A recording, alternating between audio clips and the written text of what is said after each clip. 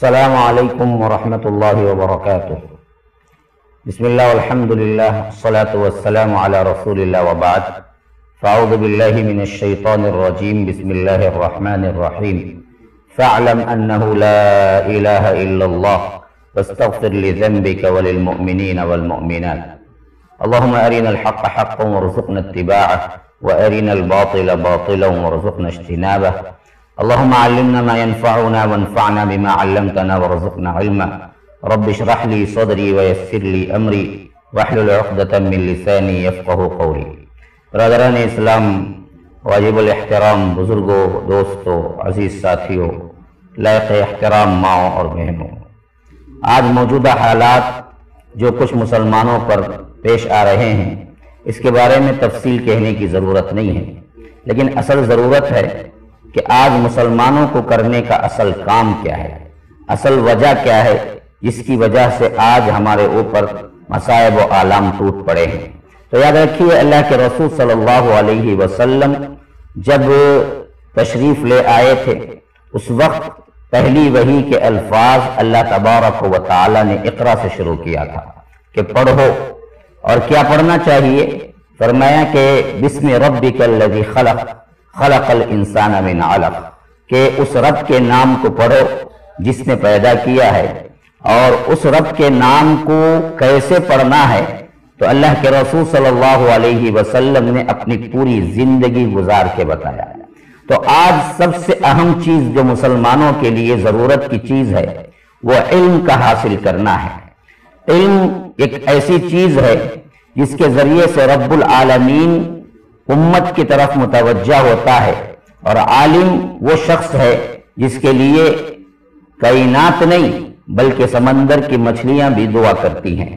تو اس سلسلے میں آج میں یہ پیغام دینا چاہتا ہوں پورے امت مسلمہ کو، موجودہ حالات میں احتجاج کرو یا نہ کرو یا کوئی اور کارروائی کرو، یہ اس وقت کے لحاظ سے اور وہاں کے ائمہ اور قائدین کے لحاظ سے جو بتایا جا رہا ہے اس کو ضرور کیجئے، لیکن ان سب سے زیادہ اہمیت رکھنے والی چیز اللہ رب العالمین کی معرفت اور اللہ رب العالمین کے بارے میں جاننا ہے۔ اسی وجہ سے سورہ محمد کے اندر صلی اللہ علیہ وسلم اللہ تبارک و تعالی نے اللہ کے رسول صلی اللہ علیہ وسلم سے بھی خطاب کیا تو فرمایا کہ فَاعْلَمْ أَنَّهُ لَا إِلَٰهَ إِلَّا اللَّهُ، لا الہ الا اللہ کہنے سے پہلے جان لو کہ تم کیا کہہ رہے ہو۔ تو معلوم ہوا کہ جاننا کہنے سے زیادہ ضروری ہے، پہلے جانو پھر اس کے بعد لا الہ الا اللہ کا اقرار کرو۔ لا الہ الا اللہ کا اقرار اسی وقت قابل قبول ہے جب تم اسے جانتے ہو، مانتے ہو۔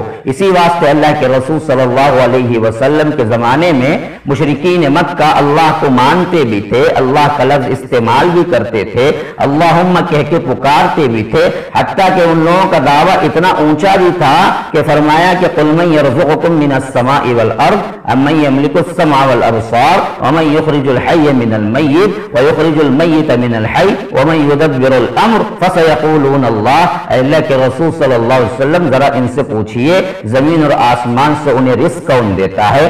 من یرزقکم من السماء والارض امن یملک السمع والابصار، دیکھنے کی قوت کس کے قبضہ قدرت میں ہے، سننے کی قوت کس نے دی ہے، اور ومن یدبر الامر، تقدیریں کون بناتا ہے۔ اور اسی طرح فرمایا کہ جاندار میں سے بے جان کو اور بے جان میں سے جاندار کو کون نکالتا ہے؟ ذرا ان مشرکین مکہ سے پوچھئے تو وہ جھٹ جواب دیں گے کہ فَسَيَقُولُونَ اللَّهُ، اللہ ہے۔ لیکن اتنا ماننے کے باوجود بھی اللہ تبارک و تعالی نے انہی کو فرمایا کہ قُلْ يَا أَيُّهَا الْكَافِرُونَ، کہ اے کافرو، یا أَيُّهَا الَّذِينَ آمَنُوا إِنَّمَا الْمُشْرِكُونَ نَجَسٌ، اے لوگوں جو ایمان لائے ہو مشرکین ناپاک ہیں۔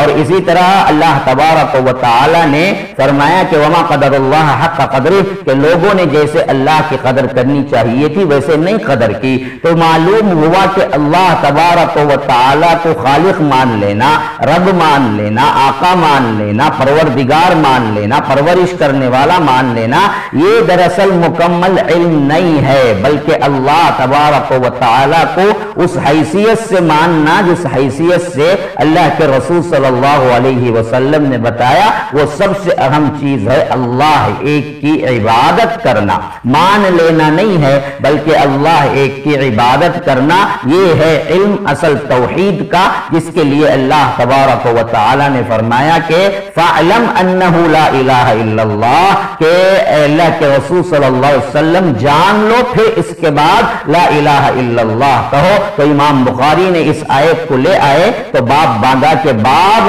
العلم قبل القول والعمل، کہ ایسا باب، کہ ایسی فصل جس کے بارے میں یہ ہے کہ اقرار کرنے سے پہلے، عمل کرنے سے پہلے جاننا ضروری ہے۔ تو آج پورے مسلمانوں کو میرے پیغام کے ذریعے یہ بات میں پہنچانا چاہتا ہوں کہ لوگوں اللہ کی طرف پلٹو اور اللہ تبارک و تعالی کی اطاعت سے زیادہ سب سے پہلے اس کے بارے میں جانکاری حاصل کرو اور اس کی توحید کے ساتھ ایمان لاؤ، تب اللہ تبارک و تعالی اپنے بندے کی سنے گا۔ کیوں؟ جو توحید کے بغیر پکارتا ہے اللہ تبارک و تعالی اس کی سنتا نہیں ہے، وہ دراصل اللہ تبارک و تعالی کو پکارتا ہی نہیں ہے۔ اسی لیے فرمایا کہ وَإِذَا سَأَلَكَ عِبَادِي عَنِّي فَإِنِّي قَرِيبٌ أُجِيبُ دَعْوَةَ الدَّاعِ إِذَا دَعَانِ فَلْيَسْتَجِيبُوا لِي وَلْيُؤْمِنُوا بِي لَعَلَّهُمْ يَرْشُدُونَ، کہ اللہ کے رسول صلی اللہ علیہ وسلم لوگ پوچھتے ہیں کہ میں کہاں ہوں، میرے بارے میں پوچھتے ہیں،